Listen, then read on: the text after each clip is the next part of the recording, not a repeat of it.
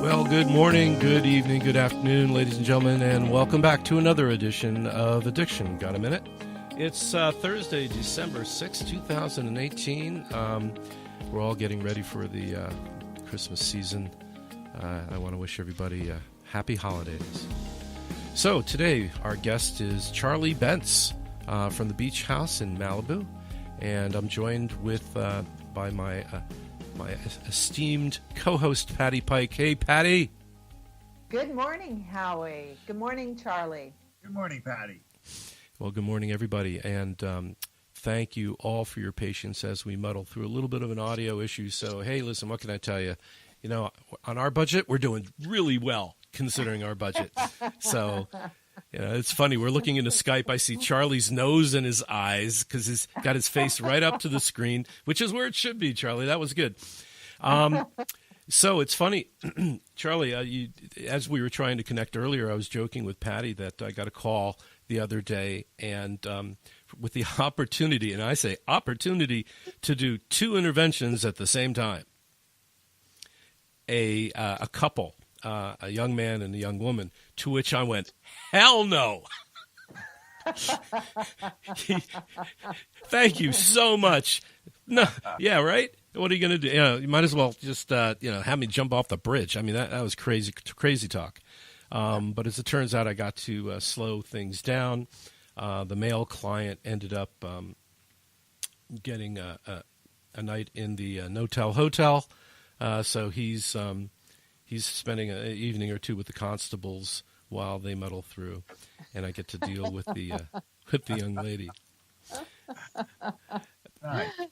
I laugh because Howie has had some really interesting experiences with interventions, and like it doesn't, like every week there's this great story, and it's very, very interesting how you tend to get these interesting transitional kind of interventions. Well, listen to this, Charlie. It's even worth repeating. I call it squeak, squeak. All right. So I arranged with the probation department because this kid has outstanding stuff hanging over his head. And I negotiated with them if we were able to get him into long-term treatment, they would hold a decision without a finding for the year that he's in treatment. And if he finishes the treatment, let it go away. All right, that's a deal. So besides the traditional leverage that we normally have, I had made the arrangements for to have a police car outside the house.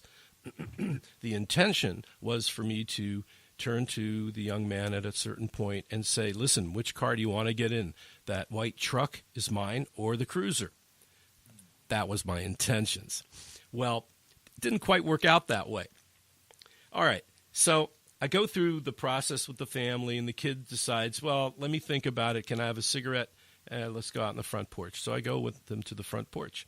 And as we're standing there, you should understand, looking out the front porch of this very nice house, there's a garage and this thing on the right and then a piece of the structure on the left. So you can only look forward to the street ahead of you about 30 degrees to the left and right. As he's smoking, we hear squeak, squeak, and the rumble of a truck. Squeak, very slowly, a garbage truck enters our field of view, stage right, and it goes wicked slow. And he turns to me and goes, what's he going so slow for? I go, you got me. And he turns into the driveway, again with the squeak and the squeak, and this guy jumps out of the garbage truck, runs over and goes, Jesus Christ, what's with all the cops? What's going on? He goes, you see the cops? And the kid leans over to the left. He goes, there's two cruisers over there. He leans to the right. There's two cruisers over there. And I'm like, okay, cat's out of the bag. And he leans over. He goes, are they for me? I go, well, it depends. What do you want to do? And so I said, there's an outstanding warrant for your arrest, and I've taken care of it. He goes, you have? I said, yeah, I have. If you come to treatment with me, they're going to let it go. And so there was a little bit more to that, but basically that. And he goes, yeah, okay. And we get in the car, and we're driving by the police waving like the Queen of England. Oh, my God. I love it. You can't make this stuff up. You can't make it up. Absolutely. Yeah. I mean, I've done some pretty interesting interventions as well. There was one that I actually was, I got called to do this intervention in, well, it's actually in the Bay Area. I'll tell you about that one. And so we couldn't go to the house.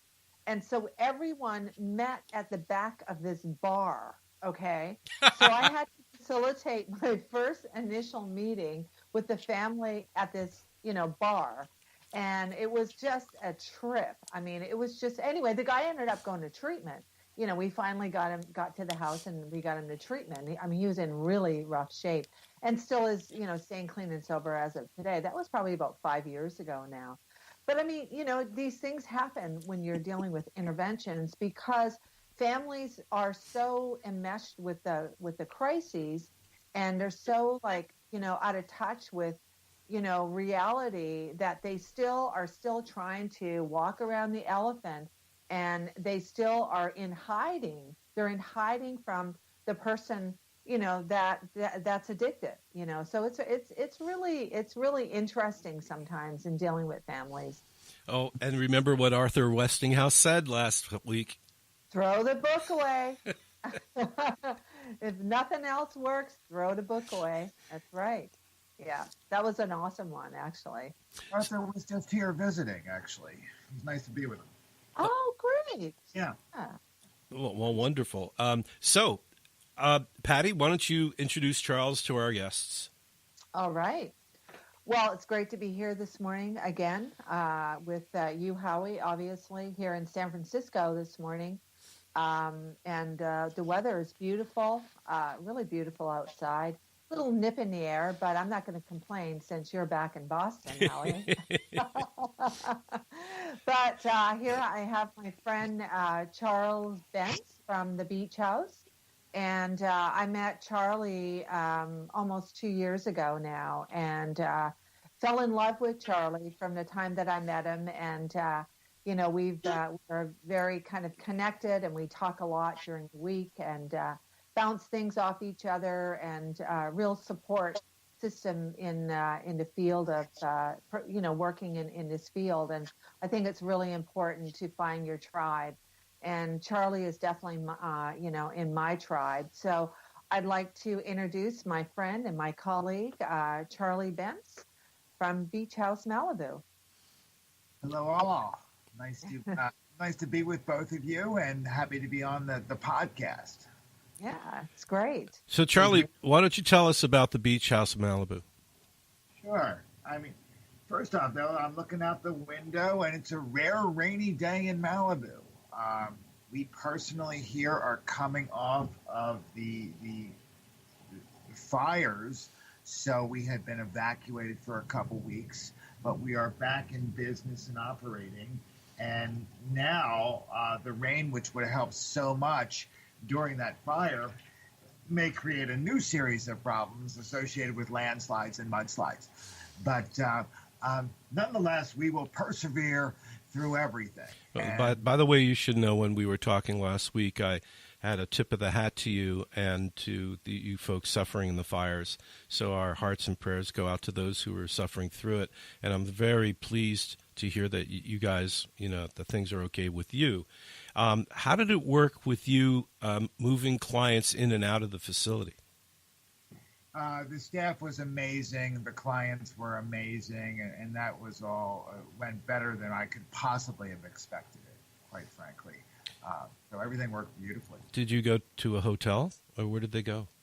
We went to multiple hotels initially, and then we consolidated into one hotel system, and we kept everybody safe and moved them forward with respect to their personal recovery at the same time.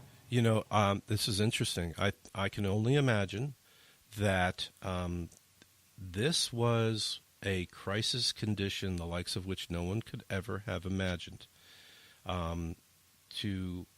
We're familiar with fire drills, of course, and, gathering people, exiting the building. But then when you look down the street, you can't go left, you can't go right, and everything else, is in jeopardy.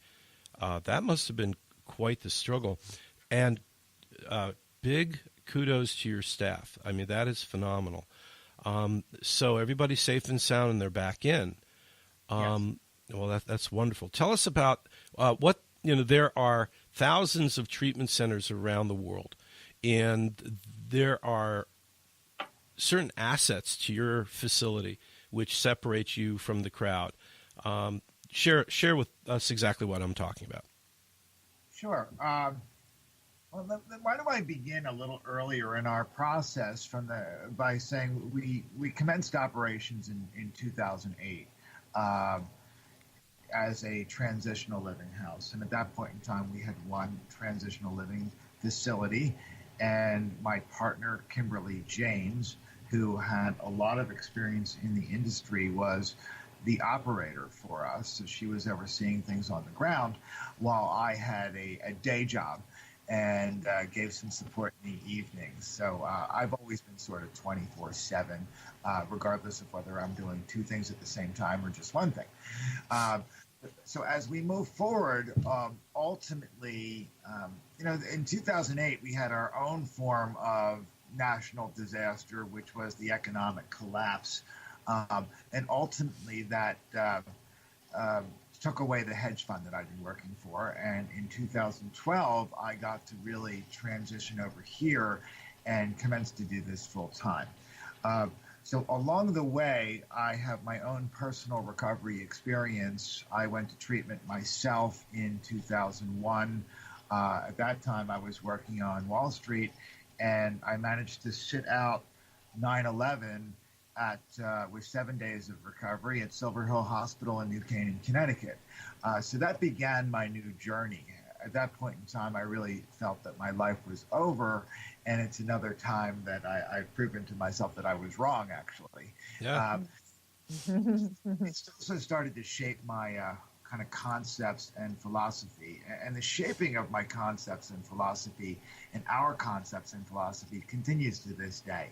And it's founded in personal experience, and it's founded in a significant amount of new trainings and educational activities that I have participated in, including really attending Patricia Pike's training, which we'll be hosting again, as a matter of fact, come the new year, and we're really looking forward and excited about that. Our philosophy is treat the individual as an individual person. And as such, we want to come up with a customized program for everyone who comes into our door. We have 12 licensed beds on the ocean in Malibu for our IMS licensed detox and residential treatment program. We also have an IOP platform, which is in central Malibu, and 2 other transitional living houses, which allows us to create long-term flexible treatment programs for individuals. And so a typical case for us may entail some level of detox at the residential level, and I would call that a stabilization period as well. But at some point during the stabilization period, though, we begin our diagnostic procedures, or perhaps I should call it our initial diagnostic procedures, which give us an understanding of who the individual is and what the other underlying diagnoses might be. But in addition to that, it enables us to customize groups, etc., and variety of modalities of treatment based on who the individual is and the underlying diagnoses at the same time. So everyone who comes in will receive a customized plan, which will consist of both group and individual therapy. And we are a true believer in the philosophy which was espoused by the Surgeon General's report in 2016 on addiction of long-term treatment. So we want a long-term process whenever possible, whereby the plan will naturally shift and morph as we move forward based on the discovery and uncovery of new information, and also the progress of the individual and where they are in respect to the process. So I think what highlights us the most is that we offer truly individualized treatment on a long-term basis. Well, obviously, this is the first time you've told people about your program. No, that was one of the most succinct overviews I've heard yet, and it's quite to the point. I think the key elements, just to reiterate what you said, is that you look at you begin with the end in mind, the long-term treatment, that you have IOP and step down, that you have that you focus on individualized treatment, and the fact that your staff are so well trained. You've got a very high staff to client ratio. You say you have a dozen beds resident, and then you've got and through this crisis stabilization process of diagnosis, you're able to start to customize their treatment plan. That is correct. Yes. So that Yeah. Go ahead, Patty. Go ahead.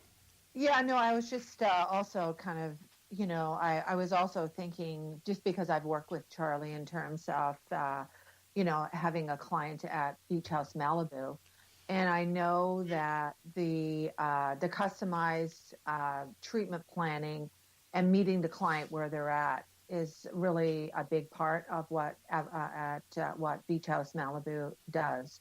And I think that some of the clients that I think that, I can only speak in regards to some of the clients that I've sent there, looking at borderline personalities, looking at like a long-term history of attachment and trauma.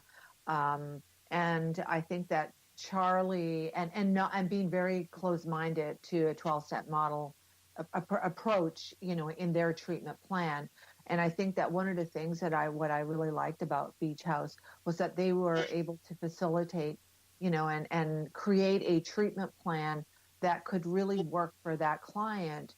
And it wasn't your traditional kind of plan, but it was a plan that was going to meet that person where they were at. They were still able to get, the assessments, the medications that were needed.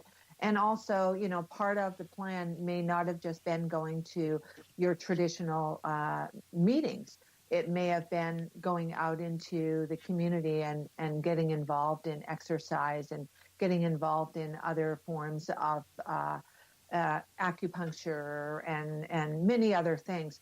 So I think that Beach House has got a real niche for, in my experience in working with Beach House, is that they have a real niche in, really customizing that treatment plan that's going to meet that client that is not your traditional client. And also, I'm sure that you have many traditional clients there as well, Charlie. Well, that is correct, and some are sort of easier than others, perhaps. But the case that we worked on with Patti is, I think we can use that as a representative model of how we'd like to operate. Charlie? Yeah.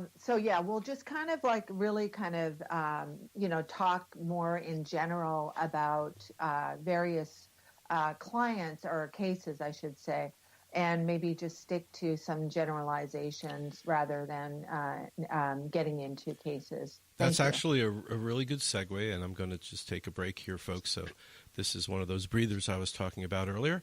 So we're just going to take a quick break, and we'll be back in just a minute. The next available customer service representative.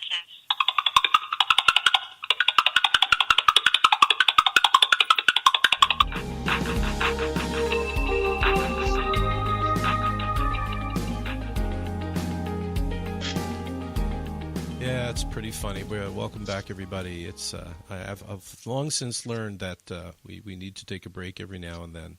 And if we don't, people kind of lose their ability to pay attention. So that's what we do. And welcome back. Well, we're here with my comrade at arms, Patricia Pike, and Charlie Bentz from the Beach House in Malibu. So, Patricia. Yeah, I was also thinking about, maybe we can also have some discussion about, how, because both Howie and I are interventionists and long-term, been working in the field of addiction and mental health for many, many years. Actually, both Howie and I really complement each other in the kind of work that we've done in terms of working in the medical field, working with, hospitals and doctors and kind of really working more in that kind of area before I actually became an interventionist. So, but I'm curious about how Beach House works with interventionists, Charlie. Well, we work in a variety of ways with interventionists. Sometimes we'll get a phone call from a family where it's obvious that an intervention would best serve them and in helping their loved one. Sometimes we get a phone call from the loved one themselves, and that directly, and so that may not involve an interventionist. But other times, interventionists will call me, as you have done in the past, and say, I'd like to run a case by you and see if it might be appropriate for your treatment facility. I think in dealing with and working with interventionists, I remember this one time where the family was so limited in their actual cash resources, but had some insurance resources, that upon reflection, what I told them was the best allocation of resources would be to engage with a particular interventionist who was also a lawyer, who could assist them in dealing with the legal issues at the same time. And if he could obtain from the court system, just like you were mentioning earlier, an opportunity for this person to go into treatment as opposed to jail, the best money was spent that way, and then we could use the insurance in a whole different play, which really meant at a whole different treatment program. So Right. often it's a referral just because I can't make it work as well, and let's make it work somewhere else. Right. But each circumstance is looked at individually. Right. So what we like to do, and along those lines, though, each one of the interventionists that we work with out there seems to offer a variety of other services at the same time, or I should say may offer a variety of services at the same time. Patty and I worked on a case. The client ultimately came to us, and Patty spent a lot of time working with the family. And then we all worked together, and we were able to have a more successful treatment experience because of that approach. And so if the interventionist wishes to actually continue working with us while the client is in treatment, we want to identify what we feel collectively is in the best interest of the clients and the families, and then utilize the support of the interventionist as we move forward. Sometimes it entails another intervention while they're in a treatment experience. Sometimes really what we get from an intervention is the interventionist is not just intervening on the client per se, getting them into treatment and then just dumping them off. The interventionist has set up to provide for the best probability of success on a long-term basis. And, Right. and we know from experience out there that the family systems are, generally speaking, also diseased at the same time. And if we can engage with the family prior to the client entering into treatment and setting them up for really what a long-term program would look like, and having them do some of their own work as well and start to react or participate in a whole different way, that we have a much better opportunity for success. Yeah. Yeah, and I think that's really an important aspect, is really, involving the family. And I know that, as an interventionist, not all families want to continue to do that work with the interventionist. And again, like Howie and I have talked, in depth about, what that could actually look like for the family. And for me, I am a big believer of trying to connect a family with some other resources if they don't want to work with me as an interventionist, because there's many other resources out there as well. And I know that you at Beach House, they have a family program as well. And so let's talk a little bit about that, Charlie. Okay, well, again, like everything else we do, the family program is customized. And we typically like to sign consents so that we can interact with the family. Sometimes that's not practical, or sometimes that's not called for, quite frankly. But sometimes it's also where we're engaged with other professionals during that process as well. So the family may come out twice a month, they may come out once a month, they may come out once every 3 months. It really depends upon how toxic the family system is, and also what else is going on, and the ability to come out and participate in that family program. My clinical director, James McNinch, who is a master's in social work, will engage with the family both on the telephone and via emails throughout the entire process. We'll sit back, he'll look at his results, he'll invite the family in for family work and family sessions. And at this point in time, everything that we do is individual with that individual and the family. Okay, our family program is not a canned program where all the families participate in the same stuff together. We just jump in and do the one-on-one work in that way. Well, it's interesting because when it comes to family dynamics, Charlie, clearly the better integrated the treatment is between the individuals for the long run, the better odds the long-term outcome will be beneficial. There's been a tremendous amount of research coming to surface over the last 10 years of the virtue of the family system. And one of the things that I know all treatment centers try to do is to connect the dots between the dynamics between the individuals within the family. Not everybody's able to do that. But clearly you've got the skill set to be doing it. I mean, between Dr. Campra and Rachel? Well, the current clinical team is in. We've changed some of the people that you are bringing up right now. And is James McNinch, but we're supported by Dr. Coach Rogier, who is our psychiatrist.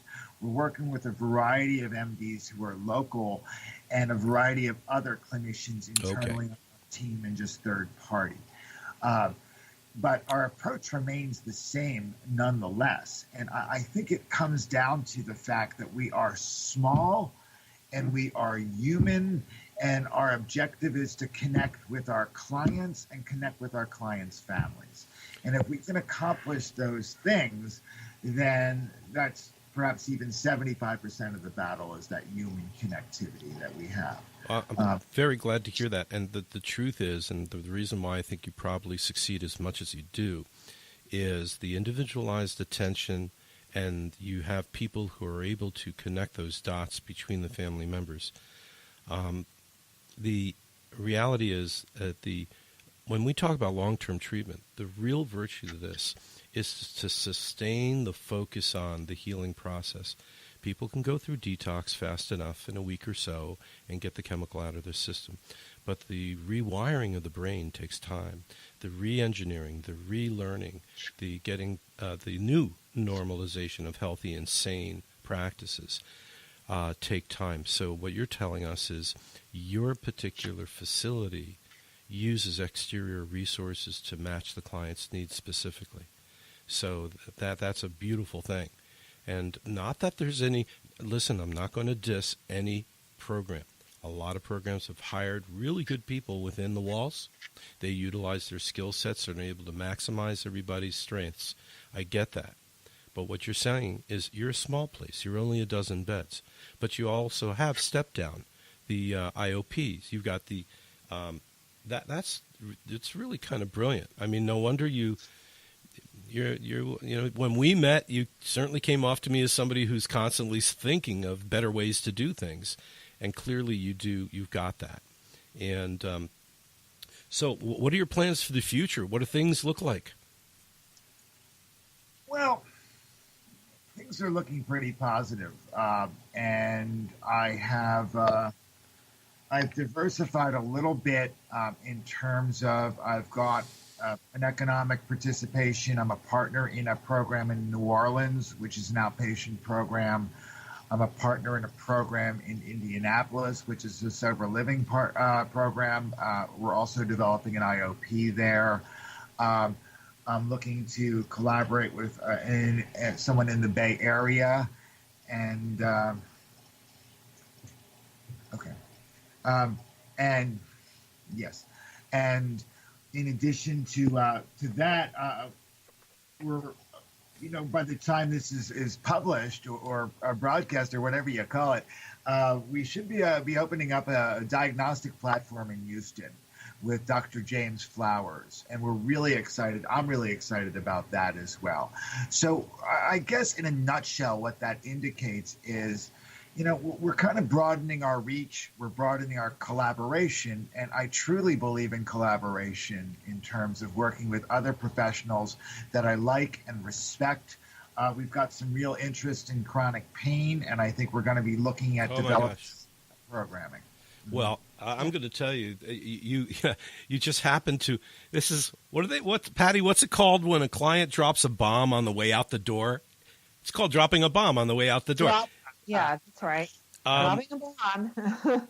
Charlie, this is fantastic. The fact that you've got a system which is working, you understand the dynamics of the specific clientele, and what you're doing is you're now turning your regional capabilities into quite literally national. New Orleans, Indianapolis, San Francisco, Houston, Martha's Vineyard. We were talking about the opportunity. I'm working on I continue to work on a program. And Charlie, by the way, if you watch the video version of this program, which will be tomorrow, you'll meet the entire crew from Misty Meadows Farms. Wow. So what you probably don't know is that there's two efforts going on, that I do this podcast, this audio podcast. And before I met Patty, I had already started a video podcast through our local television station. And so that has already been going on, and I'm going to merge the two one way or another. But anyway, that literally, the very thing you're talking about, I think for certain types of facilities and people management which have the goal in mind can capitalize on their specific skill set and capability, broaden the blanket to cover the nation, and be able to bring the right people to the right facility. So with all due respect to you and your organization, I am never going to discount the virtues of any of the other organizations which are healthy, which are, forward thinking. And there are others. But now, as you said at the onset when we first started talking, there's different social strata. There's different financial capabilities. And listen, I'm not going to take my 91-year-old mother and throw her into treatment with guys and girls that know nothing but rap. It's not going to work. Not that, when it comes to the kids, the 20-somethings that are really into all of that, I want them to go to a place where people will talk their talk, be able to address their needs. So matching that specifically. Yeah, I think that the matching treatment, and one of the things, I think what I wanted to go back to what Charlie talked about in terms of working with interventionists and, how it's so important for professional collaboration, and that there's so many programs out there that can match, a lot of the clients that we deal with. And it is important to find the right treatment program for the person that's, really suffering. But one of the things that I did like what Charlie talked about, and I think it's a good topic, is, collaborating, and not necessarily as an interventionist, just because I collaborate with a treatment program and I run a case by them, doesn't necessarily mean that I am going to send that person to that treatment program. And even sometimes, even if I do get a referral from a treatment program, I mean, of course you want to honor that treatment program. And if you can match that client with that treatment program, I mean, that's just courtesy, to try and work with the treatment program.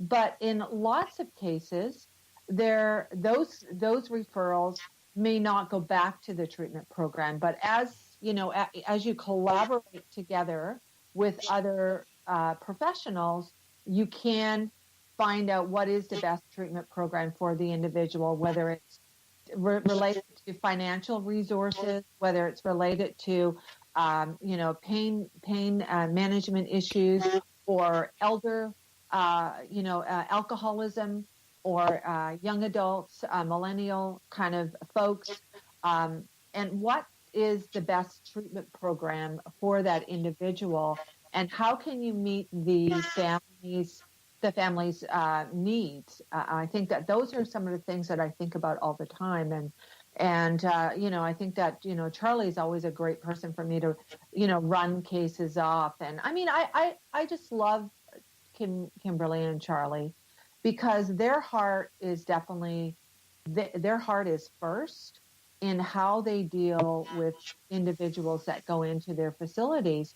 And I mean, they do facilitate, they will facilitate treatments for some of, there's some folks that go in there that are not your normal, middle of the class folks, and let's be clear about that. I think that they will address some of the folks that are the Wall Street clients, or, maybe some folks that work in Hollywood, or, that are musicians. And I think that, that's, there's such a need, to meet some of those folks as well. So you've got a music program as well there at Beach House, right, Charlie? Yeah, thank you for bringing that up. I almost overlooked it, quite frankly. To touch on something Patricia just added, we have 12 private suites right on the sand in Malibu. It's very comfortable. Let's just put it that way. And with that being said, I had a sponsor in one of those 12-step programs who subsequently passed away from leukemia. And his name was Richard Kaplan. And Richard Kaplan had operated a recording studio in Malibu for decades called Indigo Ranch. And he subsequently retired. And he then bequeathed us the name when we decided to build a recording studio at one of our properties, which we now call Indigo Ranch. Indigo Ranch it's an 8-acre property, and it has a full recording studio. And so we also have an artistic program from a painting perspective, et cetera. And what we've developed over there is an artistic community. So we're looking to attract artists in, we're looking to attract musicians in, and utilize the music opportunity really as a mechanism to expedite the connection process. We can get them in, we can connect with them through music, get them to come for that reason, we can get them to stay for that reason, and we can help them to recover because of that mechanism. It's a pathway, it's a portal to recovery for an individual who may otherwise not be accessible. It's a beautiful mechanism, and it's been a fantastic opportunity for everybody. Go ahead, Howie. Oh, Charlie, it's brilliant. I mean, you're hitting me at home. We're talking by Skype, and I'm just moving away from my camera. Can you see what's behind me? It's a poster of Hendrix, and there appears to be a drum set. It's a drum set that'll make Neil Peart jealous.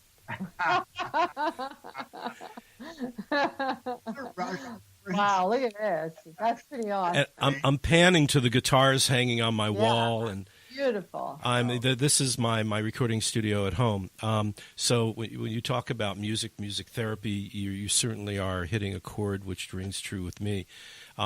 Your facility, and when we met, we talked about the professionals and being able to address the certain needs of medical and professional staff. There are issues germane to them which need to be acknowledged, and it's who we are. When you hear that term, meeting people where they're at, well, it takes a little bit of clinical understanding, a little clinical background to be able to actually understand what that means. Not just to meet them where they're at in the stage of their addiction, which goes without saying, but to meet them where they're at intellectually, creatively, with their capabilities.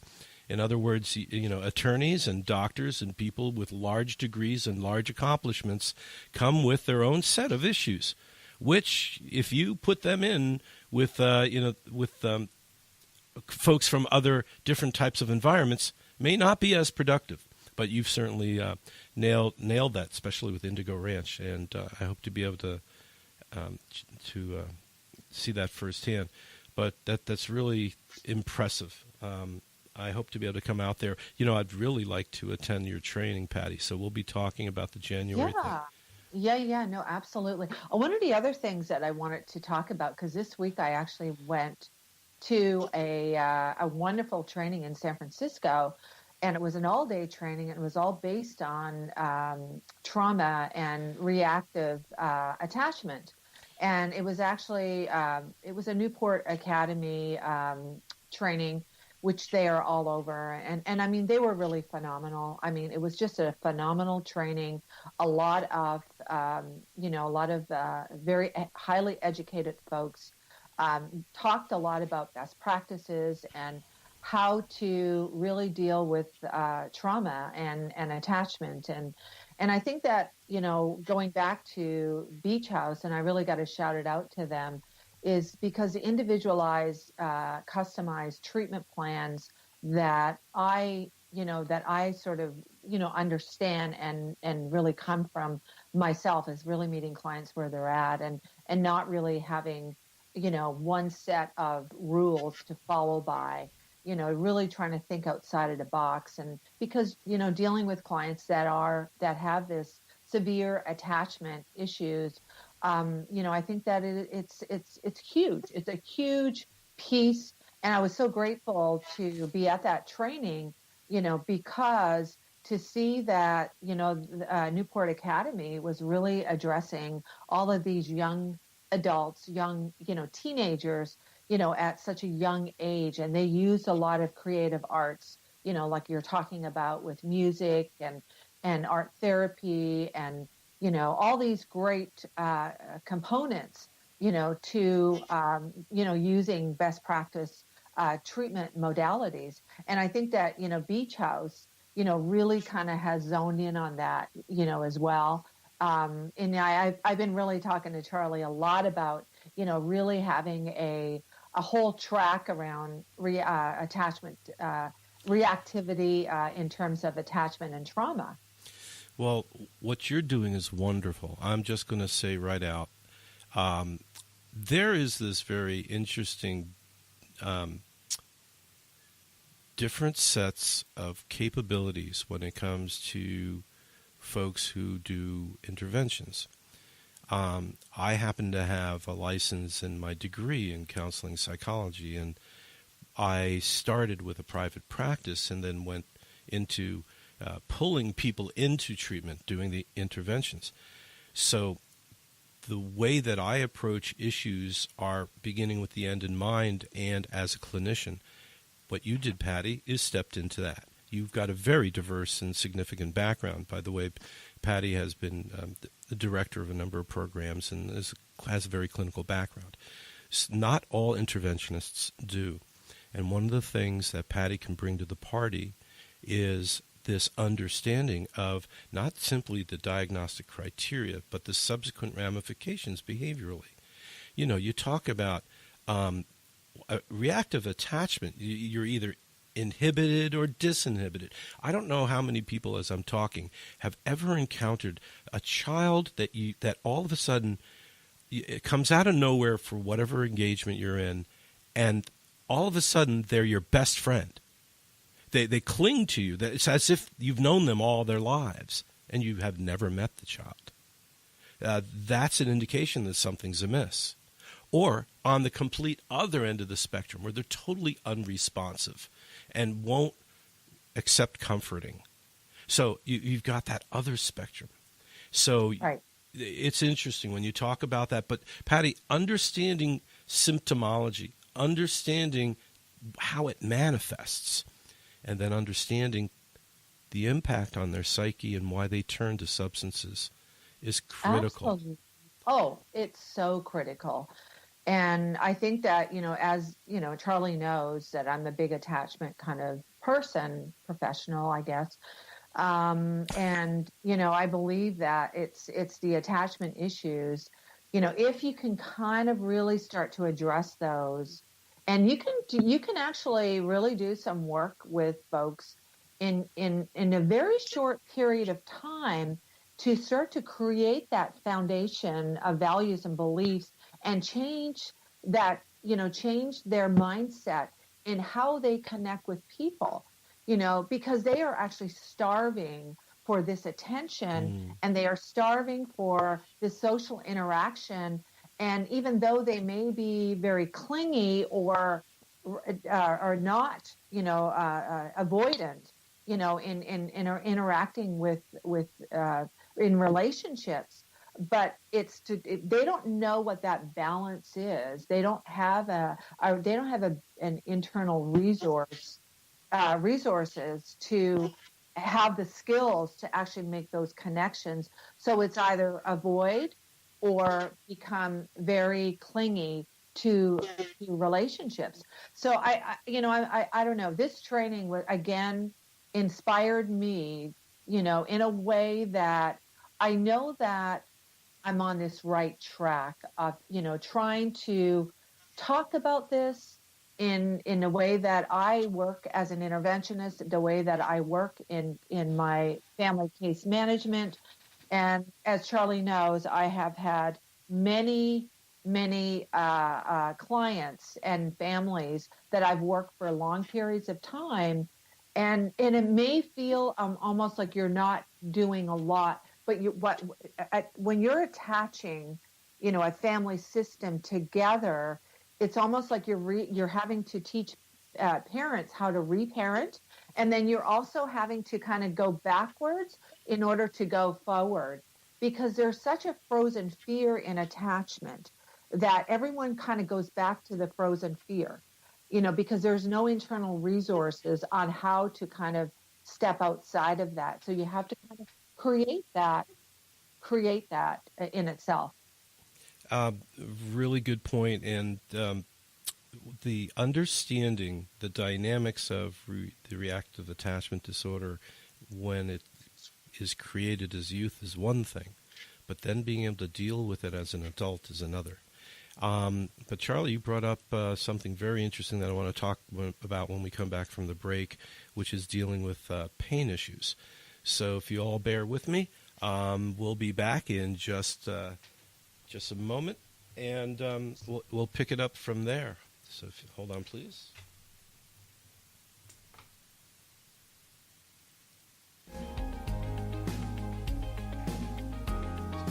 On this show are of the hosts, the guests, and callers. They do not necessarily reflect the views of Addiction Got a Minute or the organizations associated with them.